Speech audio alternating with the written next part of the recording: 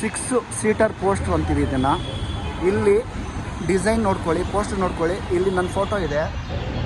Same ಇದನ್ನೇ ವೆನಲ್ ಮಾಡಿದ್ದಾರೆ. ಓಕೆನಾ, ಹೊರಗಡೆ ವೆನಲ್ ಹಾಕಿದ್ದಾರೆ ದೊಡ್ಡದು. ಓಕೆನಾ, ಆ ಹೊರಗಡೆ ಇರೋ ವೆನಲಲ್ಲಿ ನನ್ನ ಫೋಟೋನೇ ಇಲ್ಲ.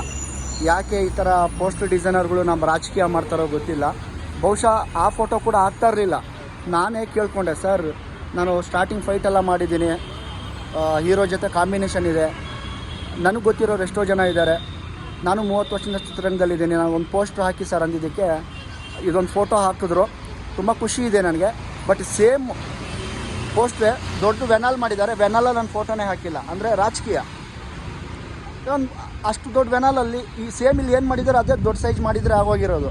ಅದರಲ್ಲೂ ಕೂಡ ರಿಮೂವ್ ಮಾಡಿ ನನ್ನ ಫೋಟೋ ಅವಾರ್ಡ್ ಮಾಡ್ತಾರಂದರೆ ಏನು ಹೇಳೋದು. ತೋರಿಸ್ತೀನಿ ರೀ ವೆನಲ್ಲು. ನೋಡಿದ್ರೆ ಸ್ನೇಹಿತರೆ, ಸೇಮ್ ಡಿಸೈನು. ಇಲ್ಲಿ ನಾನು ಮಾತ್ರ ಇಲ್ಲ.